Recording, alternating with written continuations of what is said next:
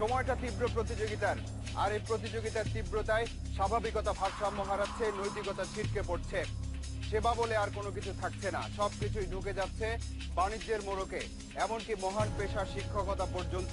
ফলে ক্লাসরুম হয়ে যাচ্ছে আনুষ্ঠানিকতার জায়গা, আর শিক্ষকদের বাসা হয়ে যাচ্ছে ক্লাসরুম।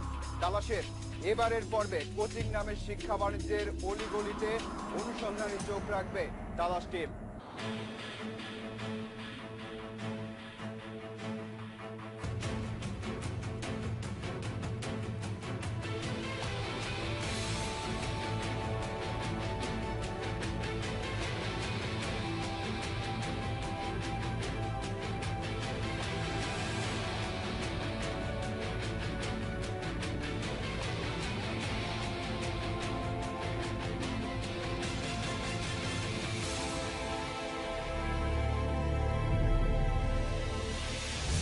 শিক্ষায় যদি একটি জাতির মেরুদণ্ড, তাহলে শিক্ষকরা হলেন সেই মেরুদণ্ডের কারিগর।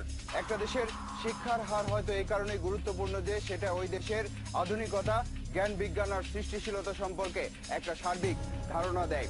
একজন ভালো শিক্ষক একটি জাতিকে যে সেবা দেন তার তুলনা হয়তো অন্য কোনো কিছুর সাথেই করে ওঠা সম্ভব নয়।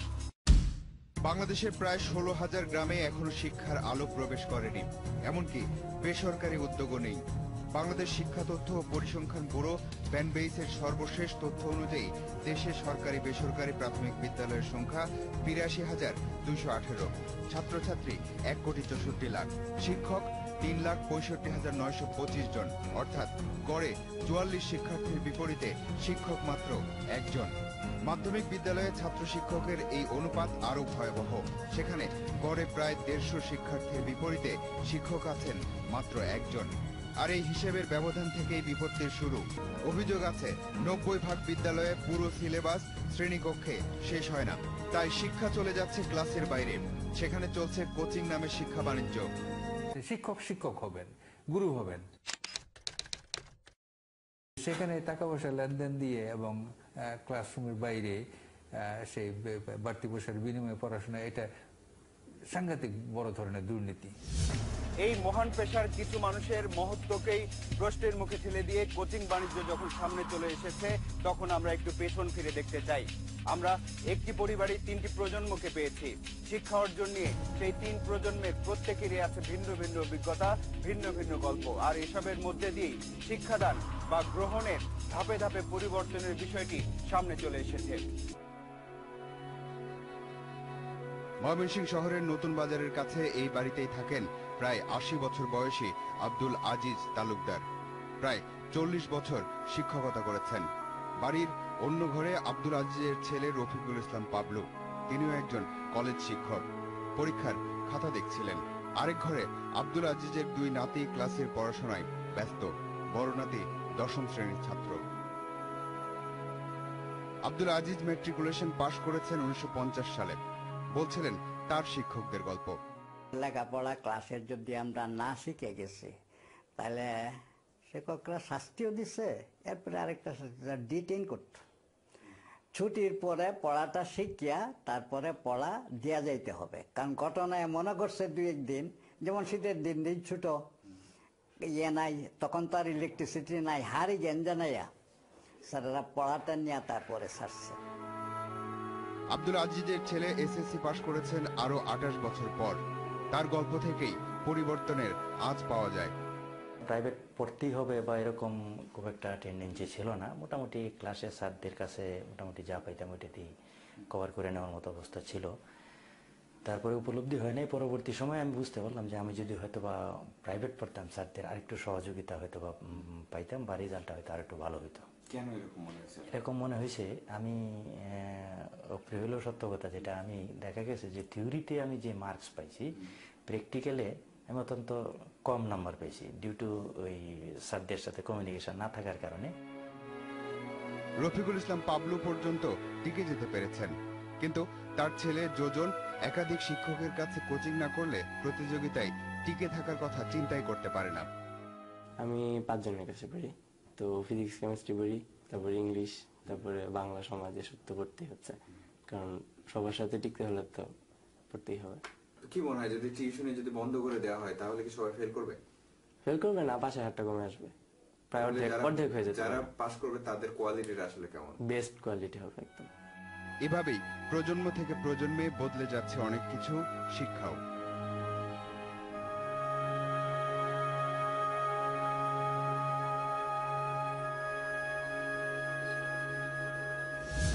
দাদা শিক্ষক ছিলেন, বাবা মা দুজনই শিক্ষক, তাহলে ছেলেকে কেন 5 জন শিক্ষকের কাছে যেতে হয় সে প্রশ্ন আপনারাও করতে পারেন, আমরাও করেছিলাম। কিন্তু তার উত্তরে যা বেরিয়ে আসতে পারতো তা আসেনি, কারণ ছেলেটির সামনে পরীক্ষা। এমন অবস্থায় শিক্ষকের চক্ষুশূল হতে কে চাইবে বলেন? কোচিং ব্যাধি এমন পর্যায়ে গিয়ে ঠেকেছে যে এখন নাকি অনেক শিক্ষক নৈতিক মূল্যবোধ ছুঁড়ে ফেলে শ্রেণীকক্ষেই নিজের প্রচারণা চালান, পরীক্ষায় নম্বর কম দেন, অঙ্ক ঠিক হলেও নম্বর কেটে নেন, শ্রেণীকক্ষে ভালো না বুঝিয়ে তড়িঘড়ি পাঠ শেষ করে দেন। বাধ্য হয়েই ওইসব শিক্ষকদের কাছে টাকা দিয়ে পড়তে যায় ছাত্রছাত্রীরা। পরীক্ষার ফলাফলের প্রতিযোগিতায় এগিয়ে যাওয়াই যেহেতু মূল কথা, তাই বিদ্যালয়ে উপস্থিত থাকার চেয়েও কোচিংয়ে মনোযোগী হওয়াটাই গুরুত্বপূর্ণ হয়ে উঠেছে ছাত্রছাত্রীদের কাছে। এক সপ্তাহে দাগাই দিলে এই বাচ্চারা কান্নাকাটি করে বাসায় এসে বলে, আব্বু আমি এত তাড়াতাড়ি কিভাবে এটা মুখস্থ করবো। কিন্তু যারা কোচিং করে তারা আগে থেকে এগুলো মুখস্থ করে। এ ধরনের চক্রান্তরা করে, যাতে করে বাধ্য হয়ে তাদেরকে কোচিং দিতে আমরা খুঁজে খুঁজে বেড়াই যে টিচাররা কোথায় থাকে, কোন বাসায় থাকে, শান্তিনগর না শান্তিবাগ। কোচিং বাণিজ্য এতটাই চরমে চলে গেছে যে একজন অভিভাবক বাধ্য হয়ে কোচিং বাণিজ্য প্রতিরোধে উচ্চ আদালতে অভিযোগ দায়ের করেন। শেষ পর্যন্ত আদালতের নির্দেশে চলতি বছরের জুনে শিক্ষা প্রতিষ্ঠানের শিক্ষকদের কোচিং বাণিজ্য নীতিমালা 2012 ঘোষণা করে সরকার। এই নীতিমালায় বলা হয়েছে কোনো শিক্ষক তার নিজ শিক্ষা প্রতিষ্ঠানের শিক্ষার্থীকে কোচিং করাতে পারবেন না। আর কোনো শিক্ষক যদি বিজ্ঞাপন, ফেস্টুন, ব্যানার কিংবা অন্য কোনো প্রচারণার মাধ্যমে মুনাফা অর্জনের উদ্দেশ্যে শিক্ষার্থী পড়ায় তবে তা কোচিং বাণিজ্যের আওতায় পড়বে। স্কুলে ওনারা অ্যাটেন্ড করেন শুধু ছাত্র ভাগাইয়ে নেওয়ার জন্য। বলা হয় ব্ল্যাকবোর্ডে তাদের নাম, রোল নাম্বার, টেলিফোন নাম্বার লিখে দেয় যে তোমার বাবা মাকে আমাদের সাথে যোগাযোগ করতে বলো, তুমি তো লেখাপড়া করো না। বাবা মা যোগাযোগ করলে তবে আপনার বাচ্চা তো লেখাপড়া মোটেই করে না, অতএব বাচ্চাকে কোচিংয়ে দেন। একটি সন্তান যখন জন্ম নিল ঠিক তখন থেকেই হয়তো তার জন্য প্রতিযোগিতার ক্ষেত্র তৈরি করতে থাকে তার বাবা মা। আর শিশুটি যখন একটু একটু করে বড় হতে থাকে আসলে সে একটু একটু করে প্রতিযোগিতার মধ্যেই ঢুকে পড়তে থাকে। তার ইচ্ছে অনিচ্ছের কোনো মূল্য নেই। বাস্তবতাটা আসলে এমনই। মিরপুর পাইকপাড়া ছাপাখানা মোড়, সৃজন স্কুল অ্যান্ড কোচিং সেন্টার, অর্থাৎ যেখানে স্কুল সেখানেই কোচিং সেন্টার। ব্যবসাটাকে খুবই পরিকল্পিতভাবে সাজানো হয়েছে, বেরোনোর সুযোগ নেই। একজন দ্বিতীয় শ্রেণীতে পড়া শিক্ষার্থীর বয়স আর কতই বা হতে পারে, কিন্তু সেও এই কোচিং এর ছকে। কেউ করুক না করুক, কোচিং এর টাকা বেতনের সাথেই নিয়ে রাখা হয়। কি করতেছো এখন এখানে? কোচিং করতেছি। কোচিং করে কি করবা? 1 এর বাচ্চাদের কি কোচিং করতে হয়?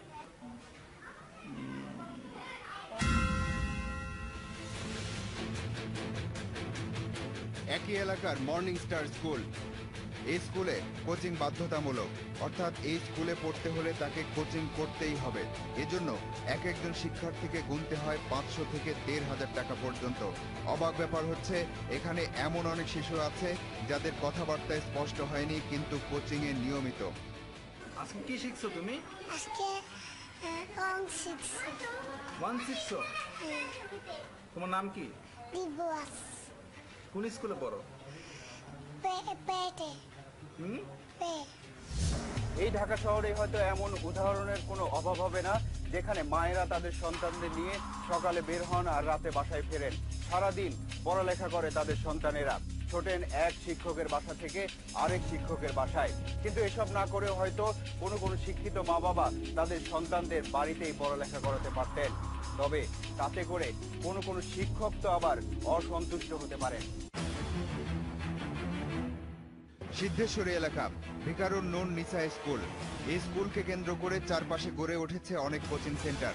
নীতিমালা অনুযায়ী সাইনবোর্ড টানিয়ে পড়ার আহ্বান জানানো কোচিং বাণিজ্যের মধ্যে পড়বে, কিন্তু এমন সাইনবোর্ডে ছেয়ে গেছে পুরো এলাকা। সিদ্ধেশ্বরীর খন্দকার গলি, এই বাড়িতে যারা কোচিং করে তারা সবাই ভিকারুন নুন নিসা স্কুলের ছাত্রী। আর যিনি পড়ান তিনিও ওই স্কুলেরই শিক্ষক, তবে কেউ কথা বলতে রাজি নয়। আমার কাছে কেউ অনুমতি চায় নাই বা আমি কাউকে পারমিশনও দিইনি। আমি নোটিশ দিয়ে বন্ধ করেছি, বাইরে পড়ানো আমি এ পর্যন্তই জানি। মিরপুরের মণিপুর উচ্চ বিদ্যালয়, এই বিদ্যালয়ের 3টি শাখার শিক্ষার্থীরা এখনো শিক্ষকদের কাছে জিম্মি।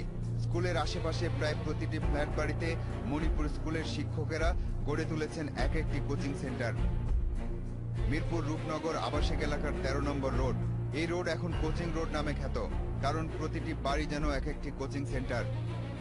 এই রোডের 4 নম্বর এই বাড়িটি দেখুন, 6 তলা এই ভবনের 10টি ফ্ল্যাটের মধ্যে 4টি ফ্ল্যাটে পড়ান মণিপুর স্কুলের 4 জন শিক্ষক। ইংরেজি শিক্ষক সাইফুল্লাহ, গণিতের শিক্ষক জুবায়ের, রসায়নের শিক্ষক তুহিন এবং হিসাব বিজ্ঞানের শিক্ষক মাইনুদ্দিন পড়ান প্রায় 500 শিক্ষার্থী। এরা সবাই মণিপুর স্কুলের। বিকেল 4টা থেকে রাত 10টা পর্যন্ত অবিরাম চলে পড়াশোনা। বিনিময়ে প্রত্যেক ছাত্রের কাছ থেকে নেন 1000 টাকা। মজার ব্যাপার হলো, এই যে বাড়িটি দেখছেন, এর 6টি ফ্ল্যাটের মালিক মণিপুর স্কুলের 6 জন শিক্ষক, আর এদের অর্থের উৎস এই কোচিং বাণিজ্য। ঘটনাস্থলে তালাশ টিম। উপস্থিতি টের পেয়ে সাবধান হয়ে যান শিক্ষক ছাত্র সবাই। বাড়ির গেটে তালা লাগিয়ে দেয় দারোয়ান। আমি একটু ছাত্রদের সাথে একটু কথা বলবো। অনুমতি ছাড়া তো ভাই আমি দিতে পারি। এখানে পড়তে আসা অনেক শিক্ষার্থী এই দৃশ্য দেখে আড়ালে চলে যায়। একজন শিক্ষার্থীর মুখোমুখি তালাশ টিম। কি পড়তেছেন? ইংলিশ। ইংলিশ কোন স্যারের কাছে পড়তেছেন? দেলোয়ার স্যার? হ্যাঁ, না বলে আছে। কোন স্যার বলা যাবে না? না ভাই, স্কুলে স্যার? হ্যাঁ, স্কুলে। ওদ পেতে থাকে তালাশ টিম। প্রায় 1.25 ঘন্টা পর কোচিং শেষে রাস্তায় বেরিয়ে আসে সব ছাত্র। আগের পদ্ধতি বাতিল করে শুরু হয়েছে সৃজনশীল পরীক্ষা পদ্ধতি। আর এই সৃজনশীল পরীক্ষা পদ্ধতিতে শিক্ষার্থীকে বেশি করে মাথা খাটাতে হয়, তাদের সৃজনশীলতা বাড়ে। কিন্তু সেই মাথা খাটাচ্ছে কজন, বা মাথা খাটানোর সুযোগটা কোথায়? কারণ ক্লাস থেকে বেরিয়েই তো আবার কোচিং সেন্টার অথবা শিক্ষকের বাসা। শিক্ষক মাথা খাটাচ্ছেন, আপনি টাকা দিচ্ছেন। যাচ্ছি 4 মিনিটের বিরতিতে।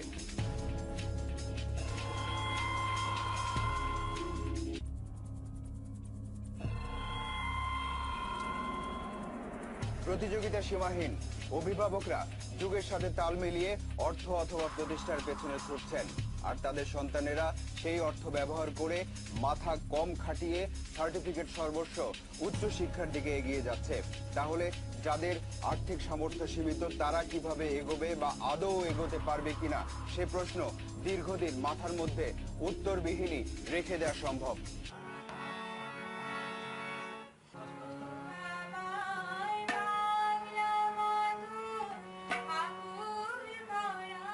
দ্বাদশ শ্রেণীর ছাত্রী মেধা মতিঝিল আইডিয়াল স্কুল অ্যান্ড কলেজে পড়ে। স্কুল বাসা ছাড়াও পড়ার আরো একটি জায়গা আছে মেধার। 5 বিষয়ে কোচিং করে 5 শিক্ষকের কাছে। মেধার মা সামিয়া নাজ চিকিৎসক, পড়েছেন মেয়ের স্কুল মতিঝিল আইডিয়ালেই। স্কুল এক হলেও মাকে তখন কোনো কোচিং করতে হয়নি, আর এখন মেয়েকে প্রতিদিন ছুটতে হয় 5 জন শিক্ষকের কাছে। মেধার নানি সৈয়দা নাজমুত সময়া হোসেন, বয়স 60। তার আমলে প্রাইভেট কিংবা কোচিং বলে কোনো শব্দই তার জানা ছিল না। এমনি কোনো পার্টিকুলার যে পয়সার বিনিময়ে পড়া এরকম ছিল না, জানতামও না। আমরা লেখাপড়ার যা কিছু শেখার কিন্তু আমরা স্কুলেই শিখতাম। এখন জিনিসটা হচ্ছে কি, যেমন টিচার কেন্দ্রিক, মানে কোচিং কেন্দ্রিক হয়ে গেছে ব্যাপারটা। কোচিং যে জিনিসটা, এটা সম্পূর্ণ সিস্টেমের কারণে হচ্ছে। 5 জন শিক্ষকের কাছে কোচিং করা মেধা নামের মেধাবী মেয়েটি যে আইডিয়াল স্কুল অ্যান্ড কলেজে পড়ে, তা গত এসএসসি পরীক্ষার ফলাফলে ছিল সারা দেশের মধ্যে অন্যতম সেরা শিক্ষা প্রতিষ্ঠান।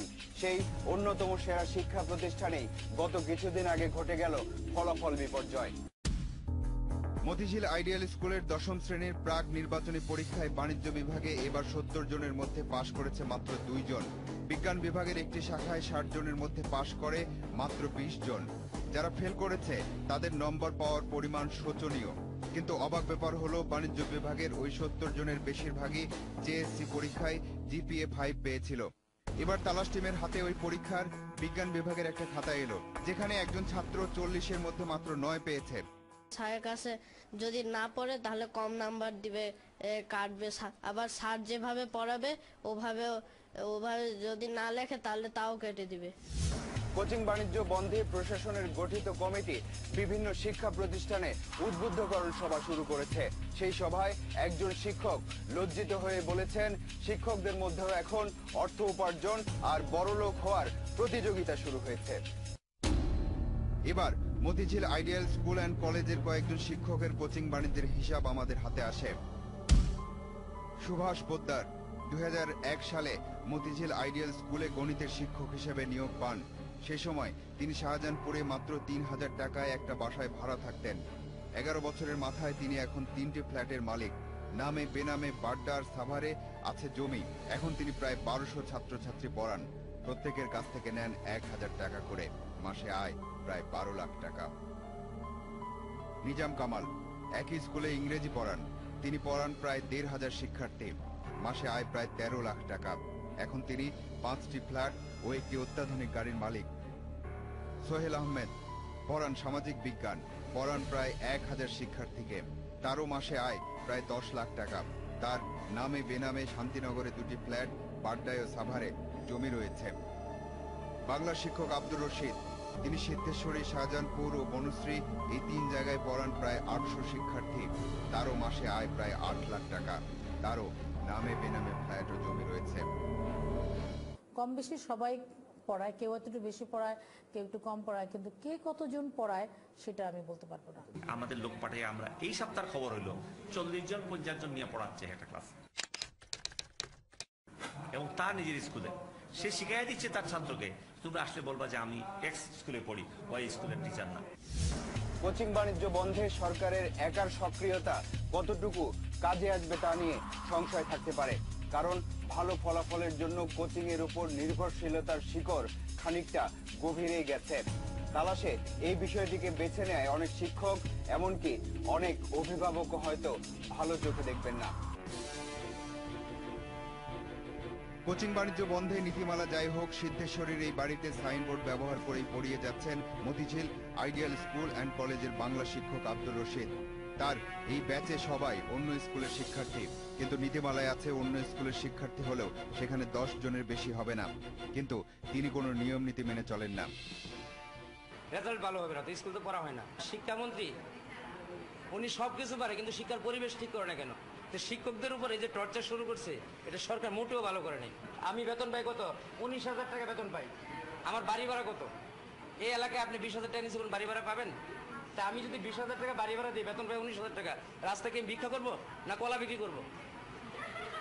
আমি তো শিক্ষামন্ত্রীর বাসার সামনে যা বিক্রি করবো, মাছ বিক্রি করবো, তরকারি বিক্রি করবো। আমাদের কমপক্ষে 50,000 টাকা বেতন দেওয়া উচিত। শিক্ষকতা করি বাড়ি গাড়ি স্বপ্ন দেখে, এটা প্রকৃত শিক্ষকের সে শিক্ষক সুলভ আচরণ নয়। শাহজাহানপুরের এই বাসায় মতিঝিল আইডিয়াল স্কুলের জীববিজ্ঞানের শিক্ষক নুরুল আমিন কোচিং করান, কিন্তু তালাশ টিমের উপস্থিতি টের পেয়ে তিনি পালিয়ে যান। দৃশ্যপটে পাওয়া যায় তার এক সহকারীকে। আমার অবশ্যই যোগ্যতা আছে, যোগ্যতা না থাকলে তো এই পোলাপান আসতো না, আমার কাছে আসতো না।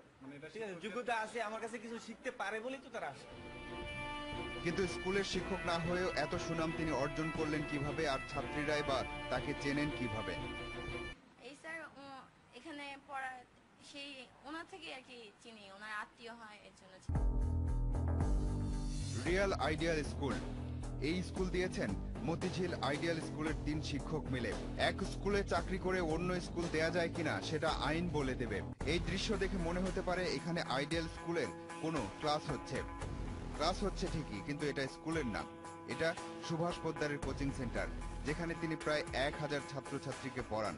ক্যামেরা দেখে তার পড়ানো বন্ধ হয়ে গেল। কথা না বলেই তিনি চলে গেলেন তার স্কুল রিয়াল আইডিয়াল স্কুলে।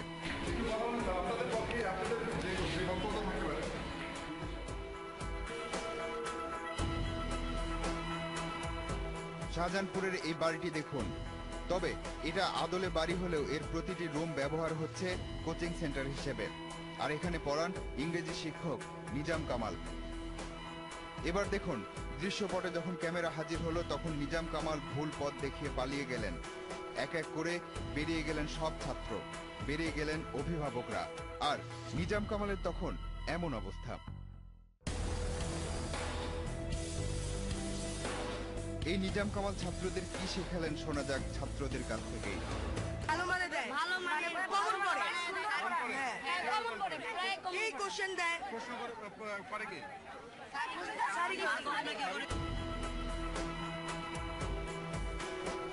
পরে নিজাম কামাল ও তার সহযোগীরা তালাশ টিমের উপর আক্রমণ চালানোর জন্য উস্কে দিলেন কথিত অভিভাবকদের।